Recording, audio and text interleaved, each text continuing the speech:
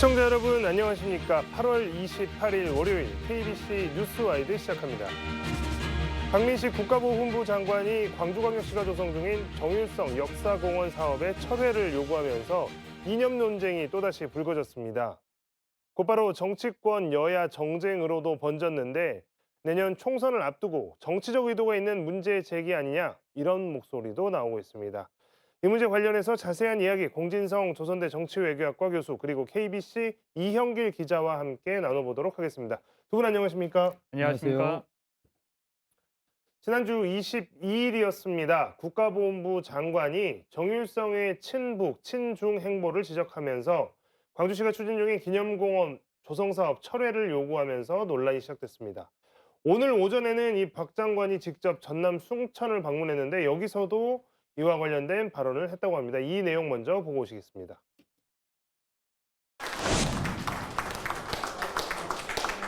정율성은 우리에게 총과 칼을 들이댔던 적들의 사기를 북돋웠던 응원대장이었습니다.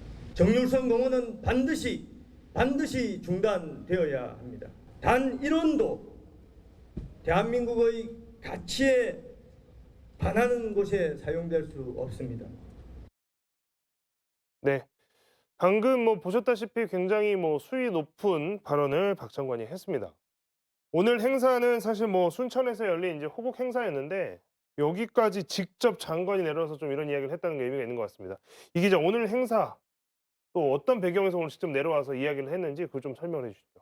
저희가 보통 행사라고 하면은 어떤 기념일이라든지 아니면은 어떤 뭐가 완공됐다든지 이런 경우에 많이 하잖아요. 그런데 오늘 같은 경우는 행사가 순천에 현충 시설을 건립하겠다라는 계획 발표 행사였습니다. 그러니까 보통은 계획을 발표하는데 장관이 내려와서 직접 행사를 주관하는 경우는 거의 없죠. 근데 이번에는 그래서 아무래도 이제 이 광주의 정일성 공원과 관련해서 이제 한마디 하기 위해서 내려온 약간 정치적인 행사인 면이 있었고요. 당시 공지에도 그냥 행사 자체가 정일성에 대해서 어떤 혹시 궁금한 점 있으시는 기자들은 신청해 달라 이런 공지조차 공지까지 있었거든요. 그러니까 정치적인 행사였고 그래서 그런지 발언도 굉장히 강했습니다. 그러니까 장관직을 걸고 정일성 공원 사업을 막겠다. 대한민국의 적을 기념하는 사업을 막지 못한다면 장관으로서 있을 자격이 없다라고까지 표현을 했습니다. 그러면서 광주시에는 수많은 광주 시민, 호남 주민들도 이 반대하는 사업을 지자체장이 강행하지는 않으리라고 본다라고 하면서 광주시장을 또 압박을 했고요. 또 한쪽에서는 법률을 검토하겠다라고 했습니다. 현재 지방자치법에 보면 이 국가기관의 장이 지자체장에게 어떤 권고를 할 수 있게 되어 있고 그 권고를 이제 듣지 않을 경우에는 시정명령을 듣지 않을 경우에는 이를 또 어떤 뭐냐 이 제재. 시정을 명령하거나 어떤 제재를 가할 수 있는 근거들이 있거든요. 또 여러 가지 감사라든지 이런 부분도 있고 예산 문제도 있고요. 특히나 지금 이제 9월로 넘어가면서 예산 정국인데 이런 우려들이 또 나오고 있는 그런 상황입니다. 일단 오늘 방문은 굉장히 정치적인 목적을 가진 방문이 아니었나 좀 이렇게 판단이 되는 상황입니다.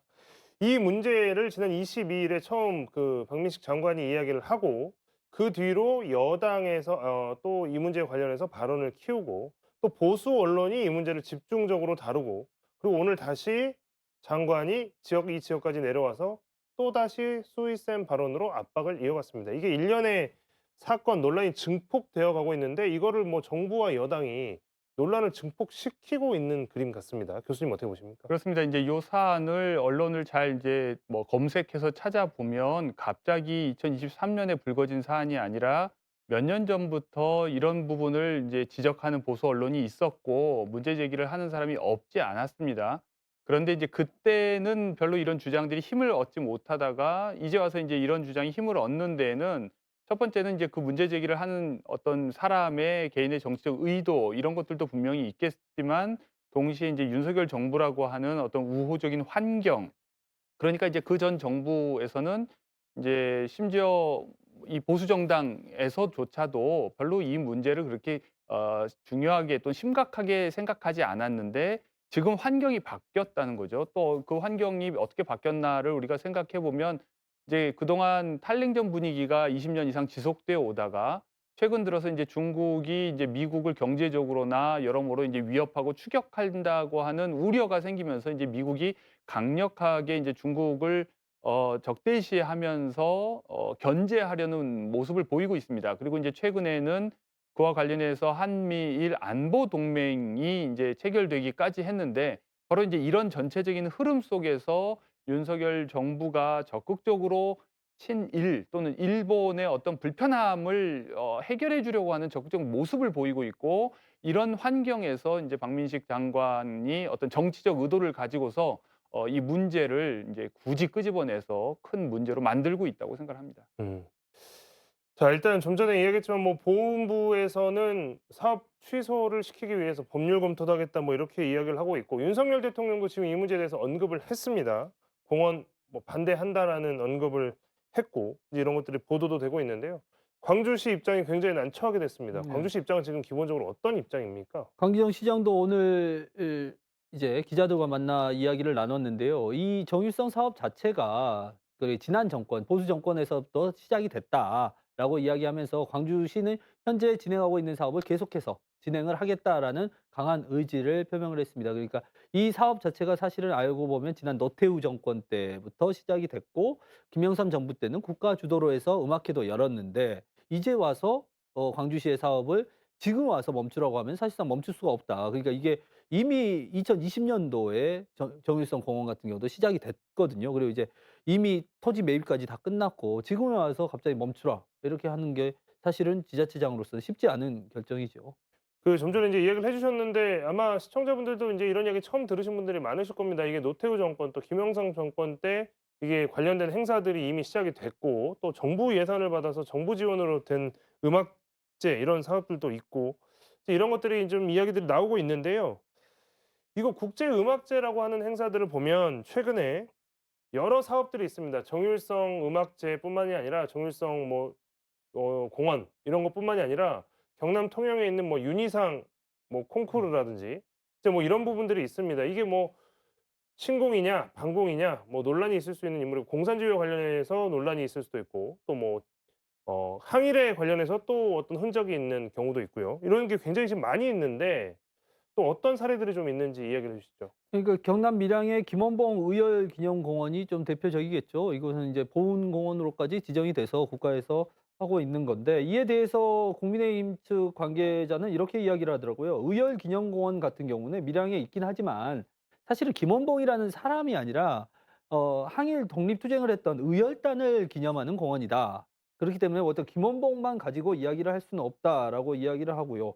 사실은 더 비슷한 게 사실 윤희상 기념공원인 것 같습니다. 윤희상 기념공원은 123억 원을 들여서 조성이 됐고 올해도 국비 6억 원을 받아서 윤희상 음악제가 개최가 되고 내후년에도 계속 국비를 받아서 개최할 예정입니다.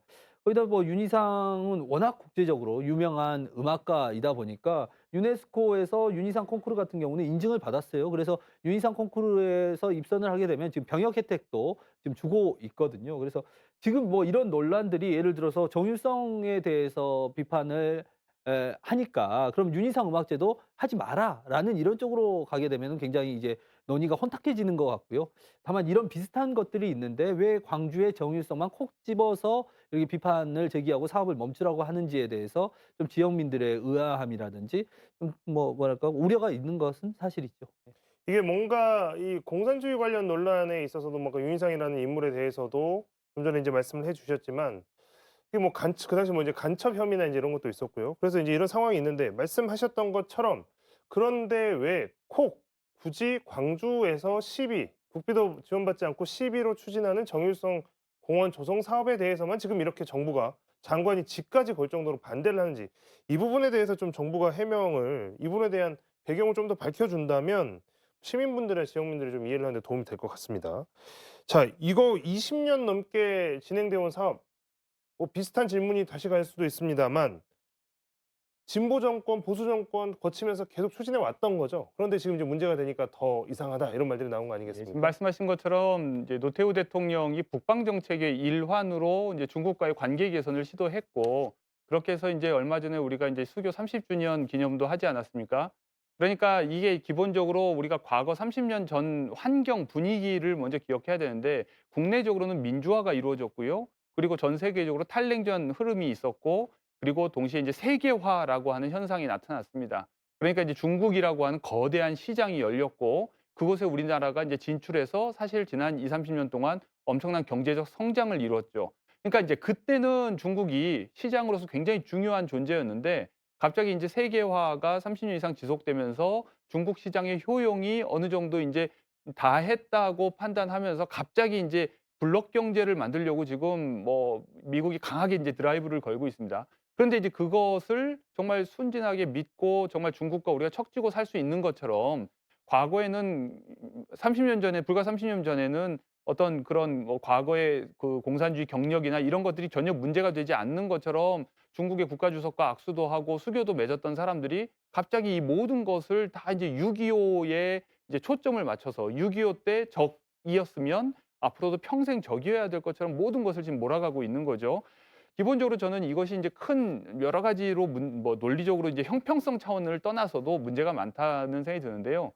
보훈 대상으로 삼고 있는 우리나라에서 이제 공적을 인정하는 집단이 크게 세 가지가 있습니다. 하나는 독립유공자고 그다음에는 군경이고 그다음에 이제 민주화 유공자입니다. 그런데 지금 이제 박민식 장관은 이 세 집단 가운데서 군경, 그것도 더 좁게 얘기해서 6.25를 중심으로 모든 보훈 대상을 축소하고 있습니다. 그래서 이 군경에 대립한 민주화 운동도 용납할 수 없고 이 군경, 특히 6.25와 관련해서 대립한 독립유공자도 인정할 수 없다는 식의 태도를 지금 보이고 있는 건데 이것은 기본적으로 오히려 저는 이것이 이제 자유민주주의적 헌법 가치를 훼손하는 행위가 아닌가. 대한민국을 매우 옹졸한 정체성으로 축소하고 있는 것이 아닌가 우려하고 있습니다.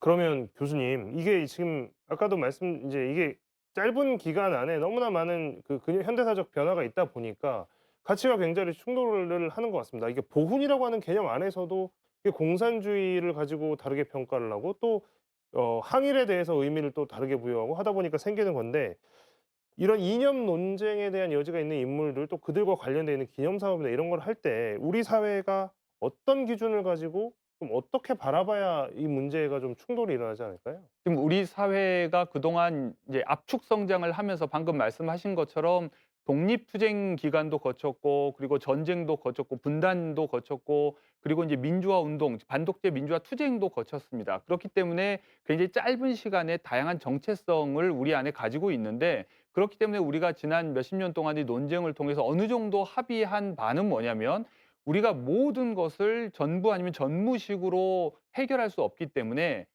예를 들면 뭐 부관 참시하듯이 무덤을 파내지는 않지만 대신 그 사람들의 친일 이력을 정확하게 기록하고 역사 교과서에서도 명시하는 방식으로 공존을 어느 정도 허용하는 방식으로 우리가 합의를 했습니다. 그러니까 예를 들면 백선엽 장군과 같은 경우에도 그 사람의 무덤을 파내자는 것이 아니라 그 사람의 친일 행적은 친일 행적대로 기록하고 또한 군인으로서 우리나라를 위해서 헌신한 부분은 또 인정하고 이렇게 가자는 것이 지금까지 합의라고 저는 생각합니다. 그렇기 때문에 우리가 이승만 대통령이 독재를 해서 결국 이제 뭐 외국에 망명을 갈 정도로 이제 쫓겨났지만 또는 박정희 대통령도 오랜 독재 기간에 마지막에 수하에 총에 맞아서 죽을 정도로 비참하게 최후를 마쳤지만 대통령으로서의 공과를 다 기록하는 형태로 이제 받아들이고 있는데 여기서 어느 하나의 정체성만을 이제 요구하거나 그런 것을 충분히 인제 만족시키지 못하면 아예 없애야 될 대상으로 보는 것은 퇴행이라고밖에 볼 수가 없습니다. 음. 자, 뭐 복잡한 문제인 것 같습니다. 앞으로도 뭐 이런 관련된 논란들 지금 뭐 정부가 지금 뭐 정유성 논란 이전에 지금 최근에 이제 윤석열 대통령이 자유총연맹에서 발언이나 광복절 기념사들을 통해서 뭐 반국가 세력이다. 공산 전체주의 세력이다. 이제 이러한 이념적인 단어들을 국가 수반이 직접 이야기를 대외적으로 이제 하고 있는 상황에서 지금 이 정일성 문제도 이제 어떻게 보면 반공 분위기를 형성하려는 것 아니냐. 또다시 색깔론, 어떤 이념 대립으로 몰고 가려는 것 아니냐라고 하는 비판적인 목소리가 나오고 있고요. 또 하지만 반대로는 이게 항일 독립운동이라고 해서 면죄부를 주는 게 아니다. 뭐 항일 독립운동 했다고 하면 무비판적으로 우리가 찬양해야 하느냐? 뭐 이런 의견도 있는 것 같습니다.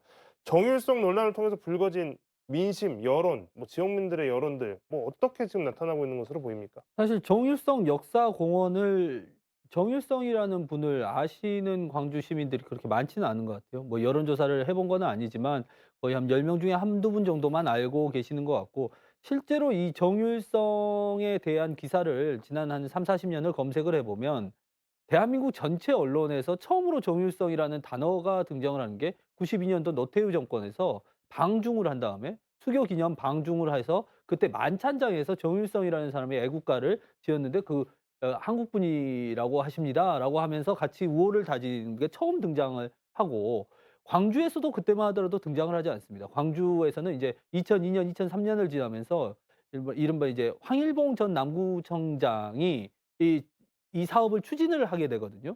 이 추진을 하면서부터 정일성이라는 단어가 등장을 하는데, 당시에 어떤 거가 있었냐면 남구청장이 나서서 이 사업을 계속 주도를 하고 광주시에 예산을 요청을 합니다. 그랬더니 광주시장, 그 당시 박광태 시장이 어떤 말을 하냐면 이게 정일성이라는 사람이 공산주의자로서의 색깔이 있기 때문에 민간에서 추진을 하거나 사업을 하는 것은 상관이 없다. 그런데 시 예산을 투입하는 것은 좀 다른 문제다라는 워딩을 한 것이 또 기사에 남아 있어요. 그러니까 우리 내에서도 역시나 역사적인 논쟁이 있었던 것이고, 지금 박민식 장관도 지금 순천에 내려와서 비슷한 얘기를 하잖아요. 호남, 광주 사람들도 반대하는 사람들이 있다라고 하기 때문에 우리가 이거를 사업을 계속 추진하는 것을 막아야겠다라고 하는 건데, 그래서 지역 내 여론도 일관적으로 이것은 우리 지역이 어떤 계속해서 지금 공격을 받고 있다라고 하는 측면도 있지만, 이 사업을 꼭 해야 되나?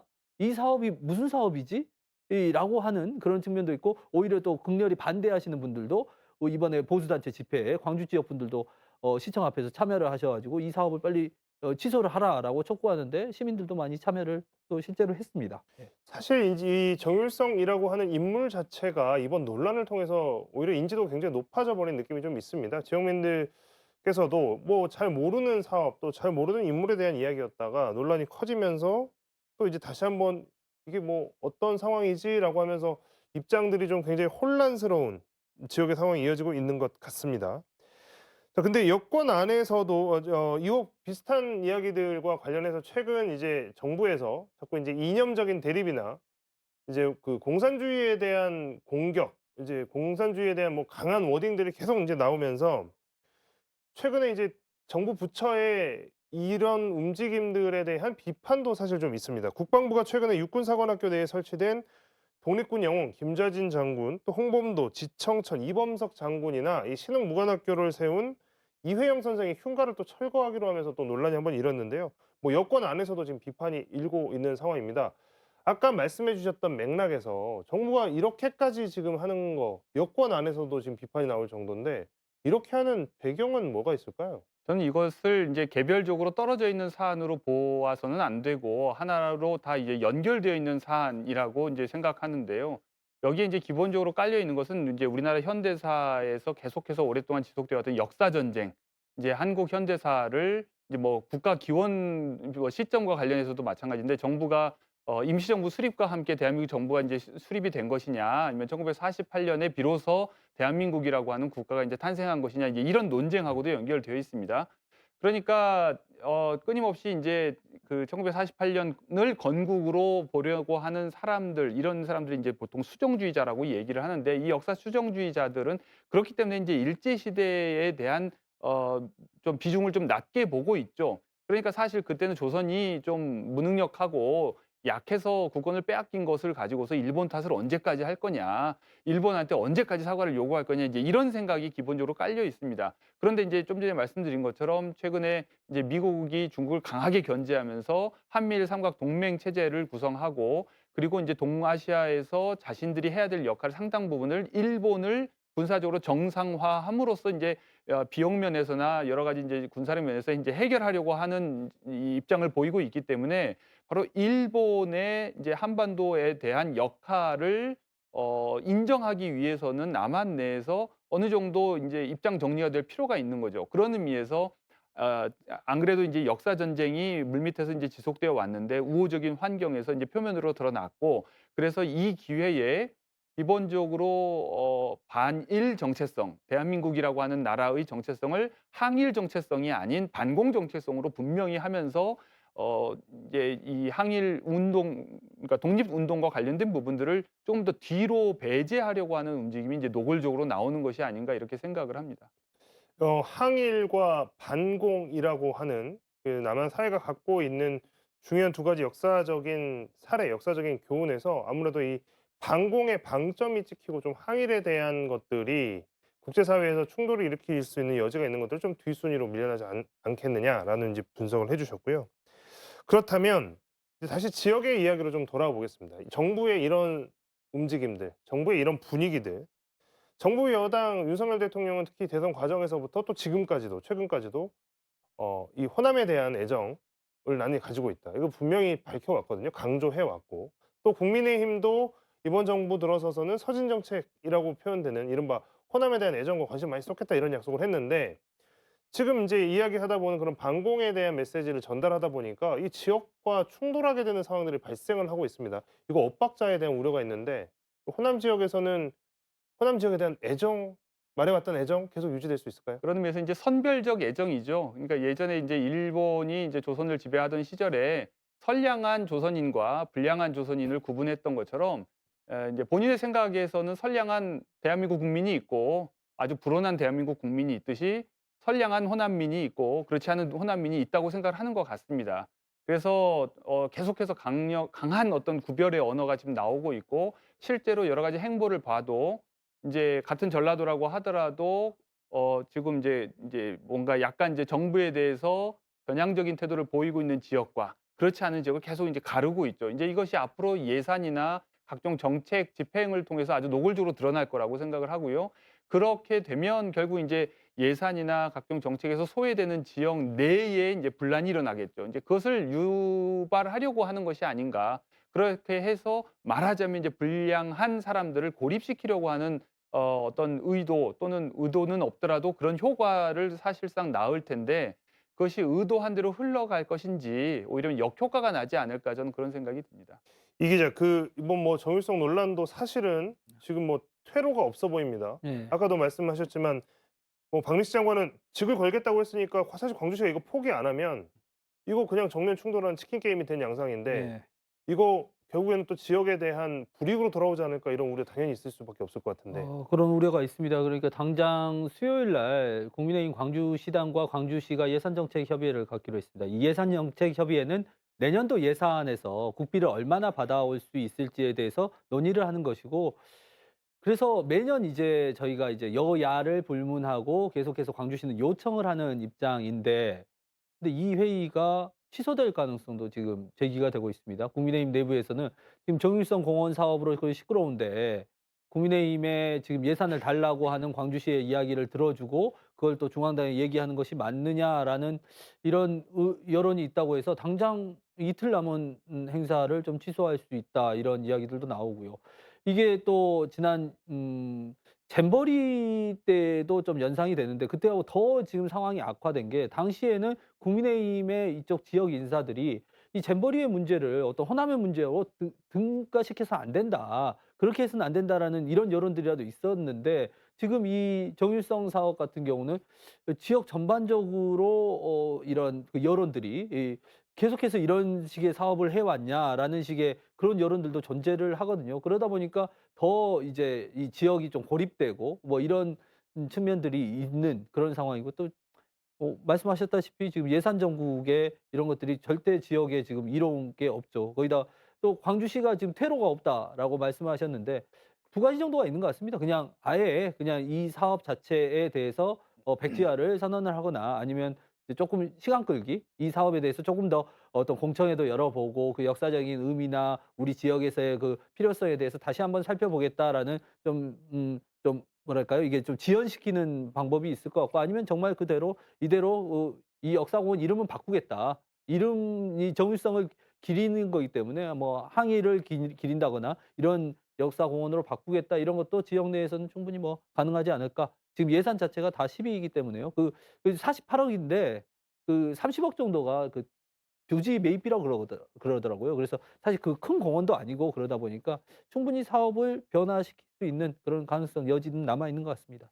이게 지금 안타까운 것 중에 하나는 이게 이제 자유민주주의 헌법 가치를 표방하면서 이제 이런 일이 벌어진다는 거죠.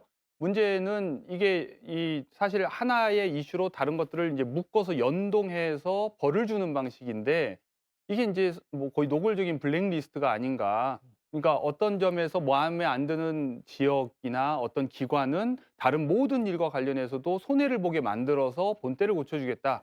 이제 이런 식이 이게 어떻게 자유민주주의로 정당화될 수 있는지 저는 모르겠습니다. 이건 구분해서 가야 될 문제고 그런 의미에서 예산정책 협의를 하기로 했으면 예산정책 협의를 하고 이 문제는 이 문제대로 별도로 따로 논의를 하면 될 문제인데 이 모든 것을 엮어서 벌을 주는 방식으로 지금 몰아가고 있는 것이죠.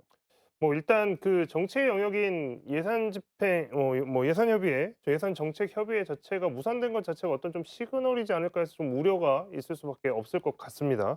이게 뭐 역사적인 논쟁, 또 보훈에 대한 논쟁이 이게 그냥 일반 행정의 문제, 그 지자체 행정에도 영향을 끼칠 수 있다고 하면 지역민들 입장에서는 당연히 이제 불안한 마음이 생길 수밖에 없을 것 같은데요. 자, 이번 주에 국민의힘 지도부가 광주 전남 지역을 찾습니다. 그래서 또 내려온다면 이 이야기가 뭐 당연히 나오지 않겠느냐, 뭐 지금 이렇게 보여지는데요. 이현길 기자, 뭐 국민의힘 지도부가 내려와서 이 이야기를 또 꺼낼 텐데 어떤 예. 식의 논의들이 좀 나올 수 있을까요? 그 지역 자체가 또 순천에 내려오게 되어 있거든요. 그리고 순천은 지금 현재 가장 그래도 국민의힘이 여론이 좋은 지역이거든요, 전남에서. 그래서 순천에 이번에 장관, 박민식 장관도 순천에 내려왔고 또 내려왔는데 당연히 이런 이야기들이 이어질 것 같은데 반대로 그렇다면 민주당의 포지션을 좀 봐야 될 것 같아요. 민주당도 수요일 날 지금 전 지도부가 목포로 내려온다고 지금 계획이 되어 있는데 이재명 대표를 포함해서 지금 뭐 이런 논란에 대해서 참전을 하기는 좀 꺼려하는 것 같아요. 민주당 중앙당에서도. 그리고 오히려 이제 후쿠시마 오염수 문제라든지 이런 문제를 중점적으로 좀 다루겠다라고 지금 예고를 한 상황이라서 뭐 지금 어쨌든 국민의힘과 민주당 여야의 어떤 갈등이라기보다는 국민의힘과 이 정일성 공원을 추진하고 있는 광주시의 어떤 집단이랄까요? 이런 갈등 구조로 지금 가고 있는 그런 상황 같습니다. 네. 뭐 앞으로도 이 문제가 뭐 단기간에 정리가 될 것 같지는 않습니다. 앞으로도 뭐 정치권 또 정부, 광주시 뭐 이렇게 시민사회 여러 이야기들 또 논의의 변화들이 계속 있을 것 같은데요. 저희도 지켜보도록 하겠습니다. 오늘 이 문제와 관련된 이야기는 두 분과 여기까지 듣도록 하겠습니다. 두 분 고맙습니다.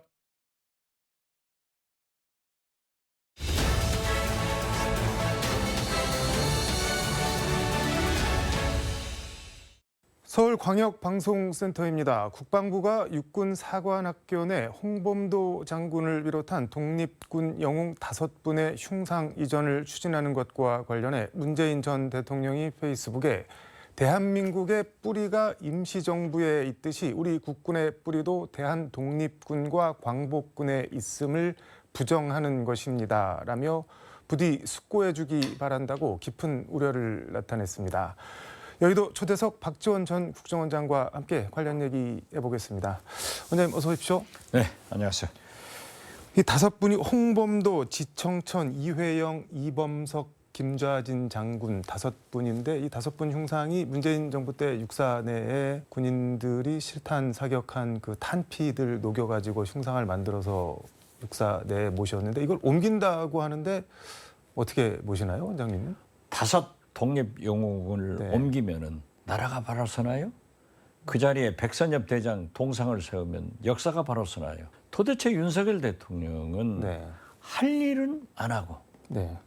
하지 않을 일만 골라서 하는 천재적 소질을 가지고 있는 대통령이에요.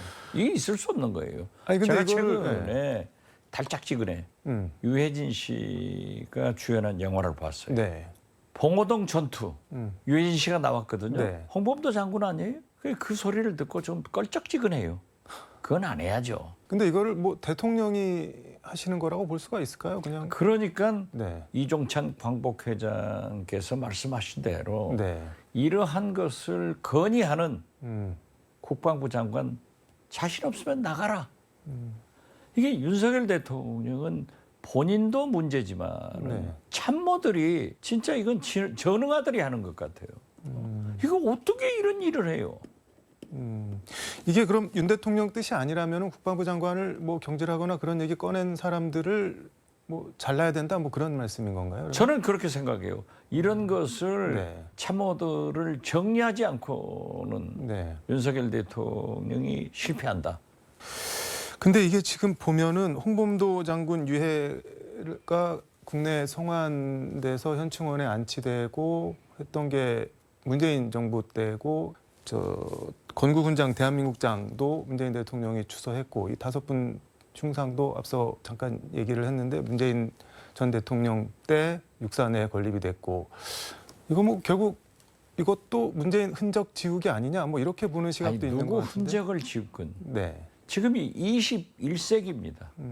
구시대 유물인 네. 1950년도 유물인 이념 논쟁을 갖다가 그걸 하면은 박정희 대통령은 어떻게 할 거예요? 백선엽 대장은 네. 어떻게 할 거예요? 역사라고 하는 것은 있는 그대로 네. 해야지 삭제하고 미화하고 고치고 하면 안 돼요. 세상에 어떻게 미국마저 네. 우리 동해를 일본해로 표기한다. 여기에 입도 뻥긋하지 못하는 우리 윤석열 대통령. 왜? 바이든 앞에 서면 작아지고 기시다 일본 총리 앞에 서면은 입도 못 벌리냐 이거죠. 저는 이종찬 원장께 네. 전화해서 우리 광복회 회원 네. 독립지사 후손들이 대마라도 하자. 이건 말이 되느냐. 상당히 좀 뭐 너무 어이없으셔서 말씀을 잘 못 이으시는 것 같아요. 저는 요즘 꿈을 안 꾸는데 어젯밤에 전쟁 꿈을 꿨다니까요. 1시 반에 일어나서 2시간, 3시간을 못 잤어요. 전쟁 꿈이요? 예. 얼마나 나라가 어려우면 네. 지금 저도 나라를 생각하잖아요. 이러면 안 되죠. 우리가 남북 간에 전쟁 세게 했는데 네. 저도 한참 뭐 쫓기고 막 어렸을 때 그 꿈을 꾸는 거예요. 쫓기고 도망쳐 다니다가. 그건 클 때 꾸는 꿈 아닌가요? 그렇죠. 내가 그랬죠. 지금 서민들이 살 수 있어요? 이건 팽개치고 멀쩡한 독립 영웅들 흉상 5개 이렇게 옮기면은 백선엽 장군 그렇게 하면은 나라가 어떻게 돼요? 그러면 안 돼요. 그러면 그렇게 다 소환하자고 하면은 박정희 대통령은 뭐라고 설명하죠? 백선엽 장군의 친일 행적은 뭐라고 설명하죠? 네. 그럼 윤석열 대통령은 불통, 고집, 분열의 정치를 하는 거예요. 저는 개인적으로 이번에 홍범도 장군 흉상 이전 관련해서 예전에 그 카자흐스탄에서 유해 송환에 올 때 그 유해 실은 비행기가 우리 영공에 오니까 우리 전투기가 호위 그렇죠. 비행하면서 에스코트하면서 군이 할 수 있는 최고의 예우를 다 했었는데 이게 그 사이에 달라진 거는 정권이 바뀐 거밖에 없는데 그때 아니, 그럼 국군이랑 지금 국군은 윤석열 정권도 네. 이제 3년 반 남았어요. 세월은 가는 거예요. 그럼 3년 반 네. 민주당으로 정권 교체해서 또 흉상 갔다가 또 육사로 옮기나요? 이런 짓 하지 말아야 된다 이거죠. 언제까지 네. 이념으로 정치 보복을 하고 역사를 깨고 이러면 안 돼요. 인정할 건 인정해야 돼요. 광주시가 지금 정율성 역사공원 추진하는 것 갖고도 지금 논란이 큰데 이분의 뭐 음악적 성취가 어떨지 몰라도 뭐 중국 인민해방군 진군가 작곡하고 뭐 6.25 때 조선인민군에서도 복무를 했는데 이런 사람 역사공원을 꼭 광주가 만들어야 되냐 뭐 이런 논란 비판인데 그건 어떻게 보시나요? 제가 알고 있기로는 네. 광주시에서 광주 MBC에서 한 네. 30년 이 사업을 해온 거 있는데 이명박 대통령은 뭐 했죠? 박근혜 대통령 때는 괜찮고 그리고 더 중요한 것은 연안송이라고 네. 이 정율성 작곡가가 작곡한 그게 중국의 아리랑이에요. 예, 예, 예. 중국의 80% 국민이 연안송을 애창한다고요. 아니 이걸 다 50년대 끝난 이념 논쟁으로 정율성 네. 작곡가를 그렇게 할 필요가 있느냐. 저는요 더 한심한 게 네. 민주당입니다. 왜요? 말 한마디 못하고 광주 전남 국회의원들 뭐 하는 거예요? 호남 국회의원들 뭐 하는 거예요?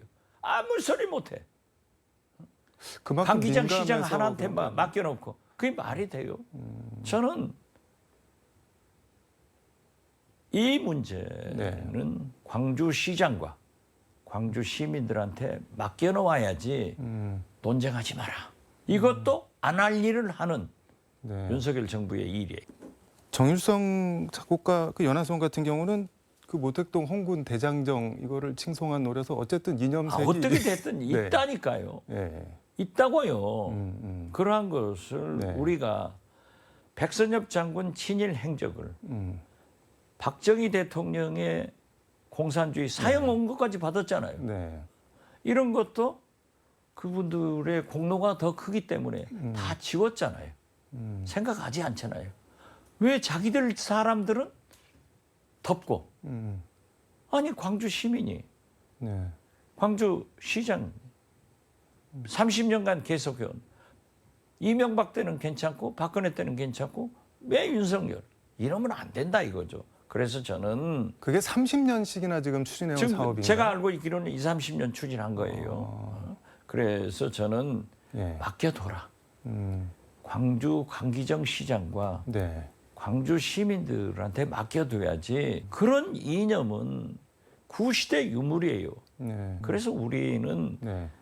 정일성 그렇게 떠들지 말자 이거예요. 누가 뭐 정일성 군가예요 지금? 아니 그리고 우리 국민 공산당 없어요. 있는 사람 잡아내면 돼요. 난 참 도대체 이해가 안 돼요.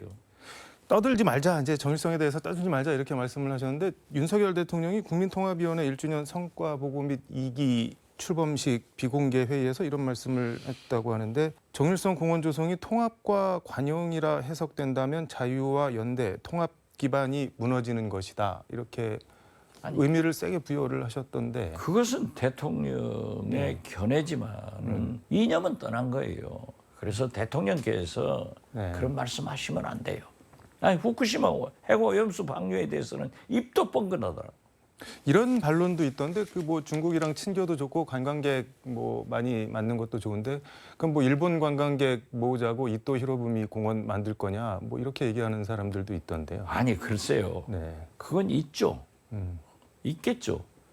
그렇게 이념적으로 분열의 정치를 하지 말자 이거죠. 있는 그대로 하고. 네. 저는 정일성 공원 만들어서 중국 관광객 보고 우리가 본다 하더라도 네. 광주 시민이고 누구고 공산당 될 사람 없어요. 정일성을 군가 네. 안푸들 몰라요. 그래서 저는 자꾸 이념 논쟁으로 네. 분열을 하지 말자. 통합의 정치로 가자. 언제적 유물이에요? 아, 이명박 박근혜도 안 한 것을 지금 와서 또 한다? 이건 얘기가 아니다. 저는 그렇게 봐요. 윤 대통령이 야당 강력한 반대에도 불구하고 결국 이동관 방송통신위원장을 임명했는데 페이스북에 이승만 때 노덕술의 그림자가 보인다 이렇게 적으셨던데 이거는 무슨 얘기인가요? 노덕술은요. 네. 일제시대 음. 우리 친일파들을 가장 많이 잡아가지고 독립투사들. 독립운동들을 방해한 사람이에요. 네. 그런데 이승만 대통령이 집권해가지고 노덕술을 다시 서울시경 수사과장을 시켜가지고 이번에는 독립군을 또 잡는 거예요. 그런데 이명박 대통령이 방송 장악의 기술자인 이동관을 다시 등용해서 방송 장악하겠다? 노덕술 아니에요. 그리고 국정농단은 최순실을 보더라도 방송농단 또 하겠다? 이것은 윤석열 대통령의 최순실이 보인다. 저는 그렇게 봐요. 이러면 안 돼요. 윤석열 대통령의 최순실이 보인다는 건 또 무슨 말씀이에요? 아니 최순실이 박근혜 국정농단 했잖아요. 네. 이동관 시켜가지고 방송농단 하려고 하니까 나는 윤석열 대통령의 최순실이고 이동관은 윤석열 대통령의 노덕술이다. 그 그림자가 보인다. 저는 그렇게 얘기했어요. 근데 지금 뭐 아니 지금 이동관 보십시오. 네. 역대 방통위원장 대통령한테 임명할 때는 방송계를 대신하기 때문에 네. 가벼운 목례정도 합니다. 아, 그 사진이요? 사진. 네. 이동관 방송위원장 보세요. 거의 90도로 저래서 방송 갖다 바치겠습니다. 서야 가는 거예요. 이것 자체가 네. 방송계 후배들 언론계 후배들의 자존심을 망가뜨리는 거예요. 이건 저는 그런 짓 해서는 안 된다는 거예요. 근데 아직 뭘 임명한 지 지금 얼마 되지도 않았고 뭘 한 게 없는데 좀 비난이 아니 다 깔아놓았잖아요.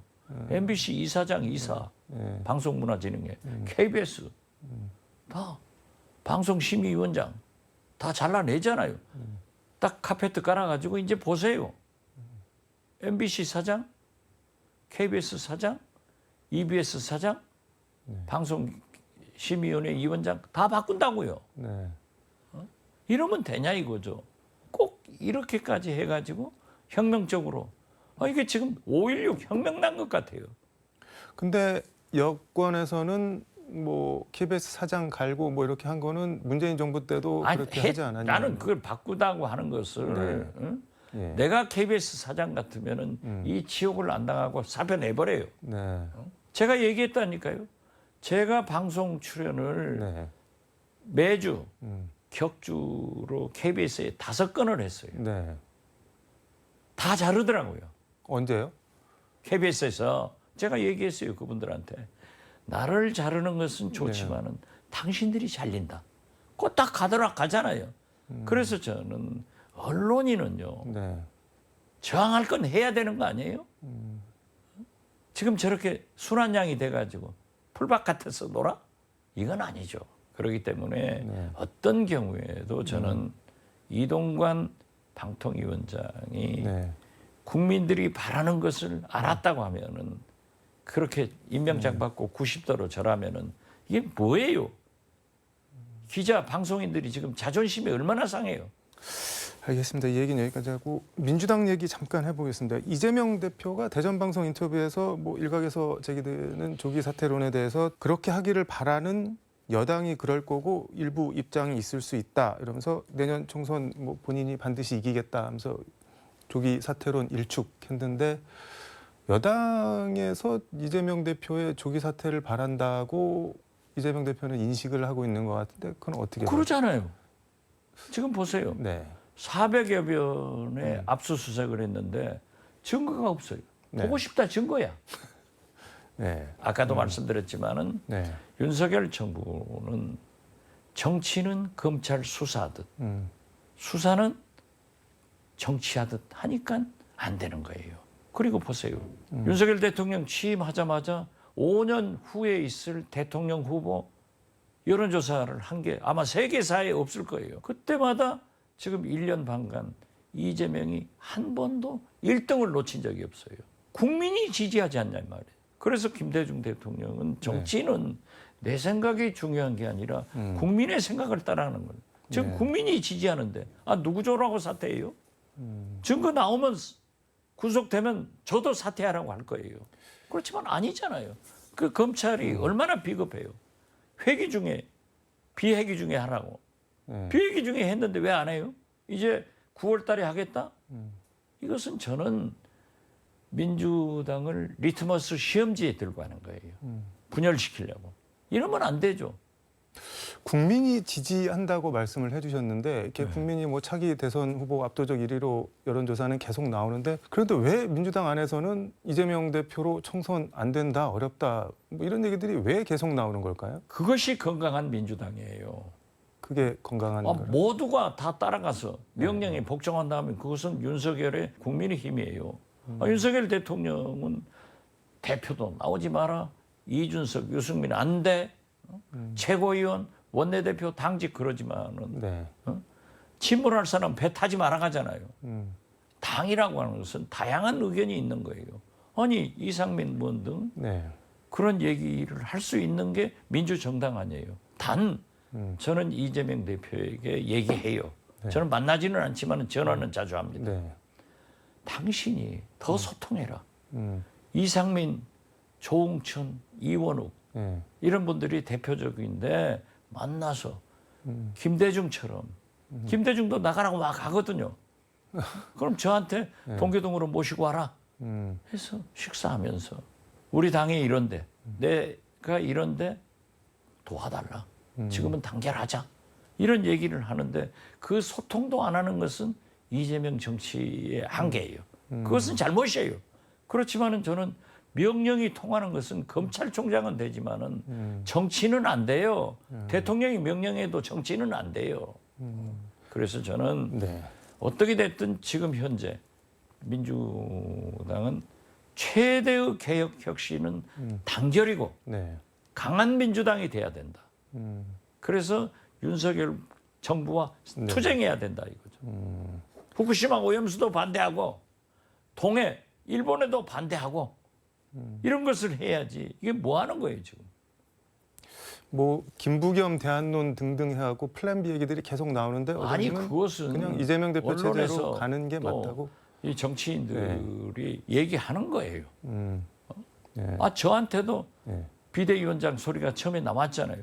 나는 선을 다 그었어요. 나는 안 한다. 네.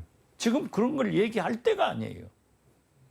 지금은요. 저는 이낙연 네. 전 대표한테도 말씀드리는 거예요. 음. 이재명하고 손잡고 네. 윤석열 정부에 투쟁을 해라. 왜 골박정승처럼 돌아다니면서 그런 소리 하면 안 된다.